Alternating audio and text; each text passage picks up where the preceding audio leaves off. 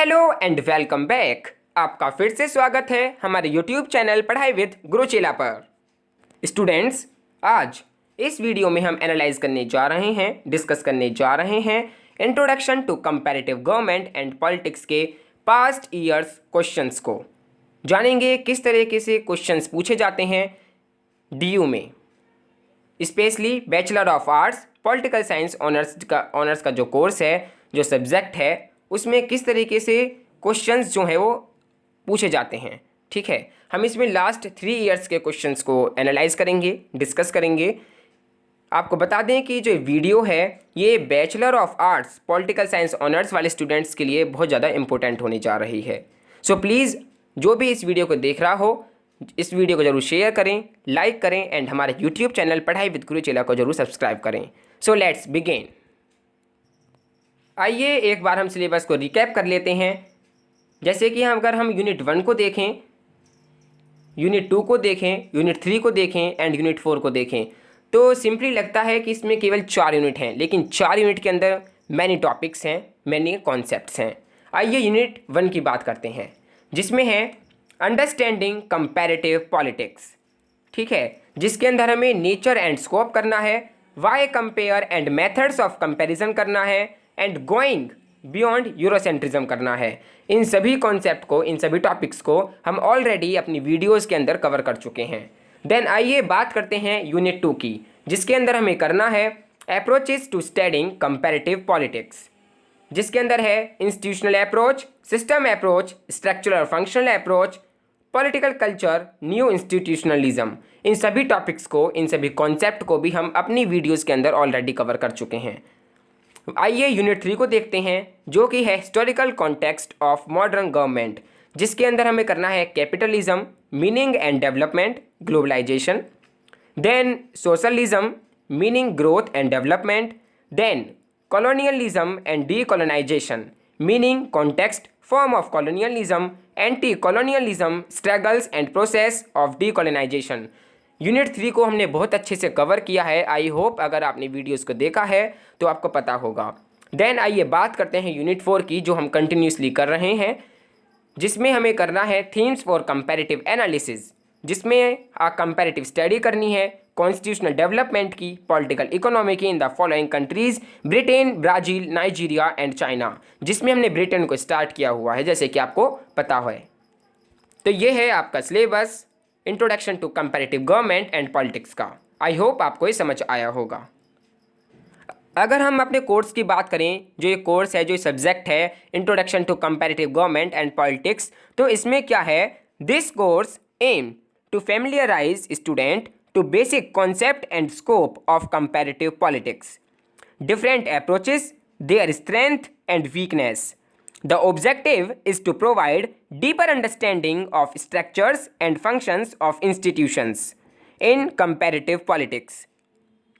The course will examine politics in a historical framework while engaging with various themes of comparative analysis in developed and developing countries, the historical context of modern government, constitutional development, and their political economy could be understood with specific references.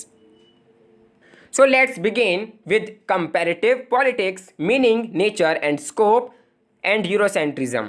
आइए देखते हैं कि comparative politics में जो meaning है, nature है and जो scope है, इसमें किस तरह के सवाल पूछे जाते हैं, स्पेशली DU में। ये जो क्वेश्चंस हैं ये लास्ट 3 इयर्स के अंदर पूछे गए हैं, जिनको हम इसमें एनालाइज करेंगे, डिस्कस करेंगे। आइए बात करते हैं फर्स्ट क्वेश्चन की, जो कि है what do you understand by comparative politics. इसमें पूछा गया है कि आप कंपैरेटिव पॉलिटिक्स से क्या समझते हैं। Critically examine it's nature and scope, इसके नेचर एंड स्कोप को भी आपको इसके अंदर डिफाइन करना है। ठीक है, देन जो क्वेश्चन है वो है examine the changing nature and scope of comparative politics, what major challenges has it faced in recent times. Then last जो क्वेश्चन है वो है The classification of political system provides an important tool for understanding comparative politics. Evaluate. So इससे जो crux है वो निकल कर आता है कि 1 फुल क्वेश्चन जो है वो पूछा जाता है। ठीक है, meaning, nature, scope and challenges of comparative politics पर। देन आइए बात करते हैं यूरोसेंट्रिज्म पर कि यूरोसेंट्रिज्म पर किस तरह के क्वेश्चंस पूछे जाते हैं।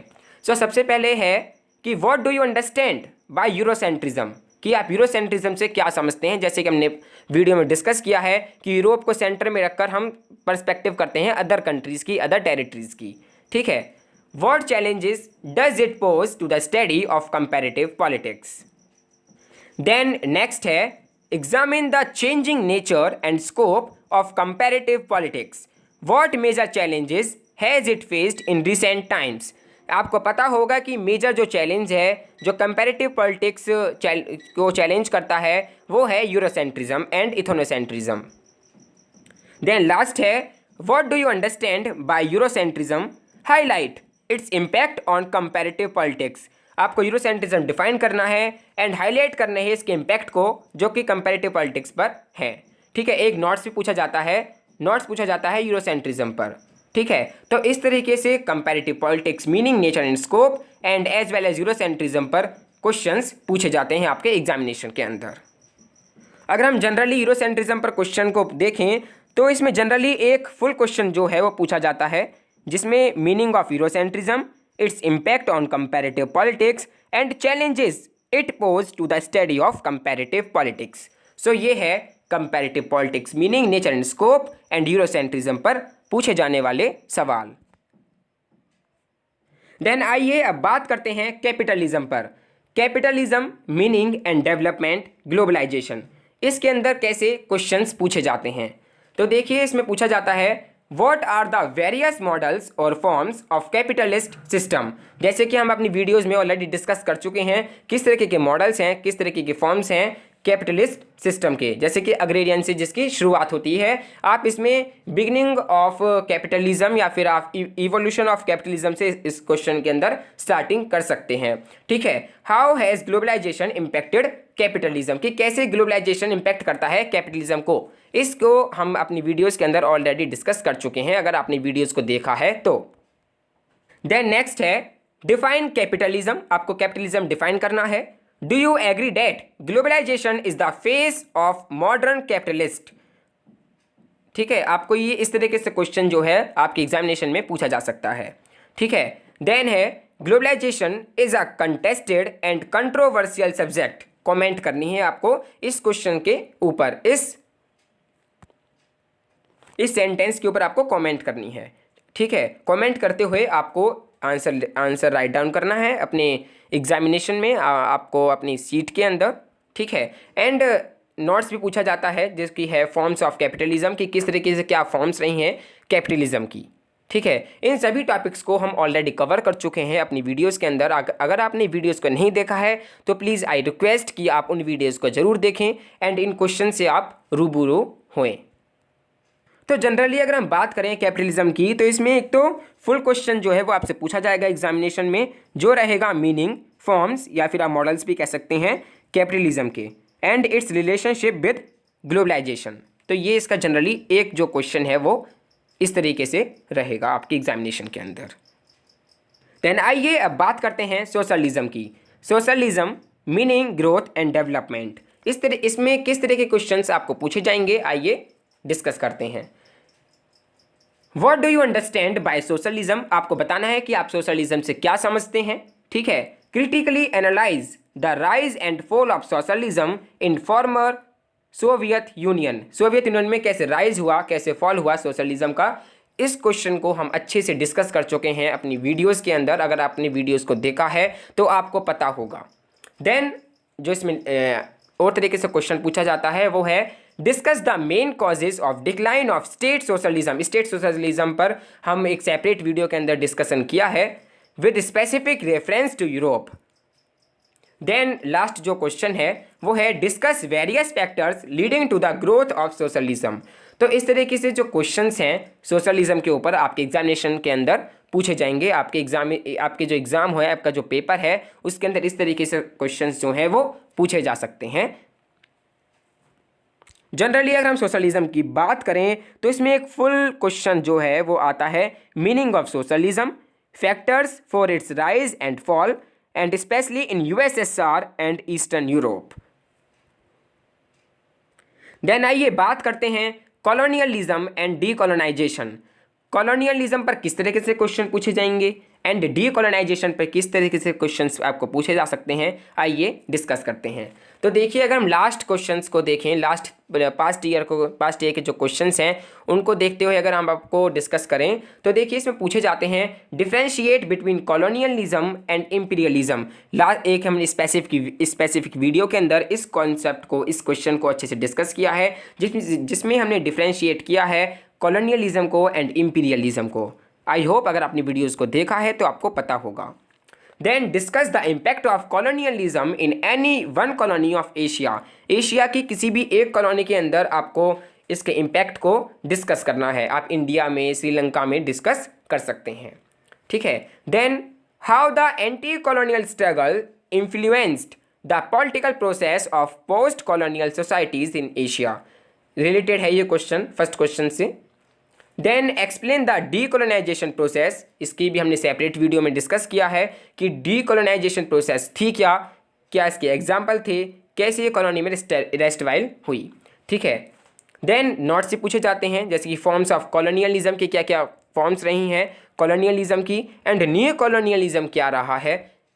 तो इस तरीके से क्वेश्चंस हैं वो आपके एग्जाम के अंदर पूछे जा सकते हैं।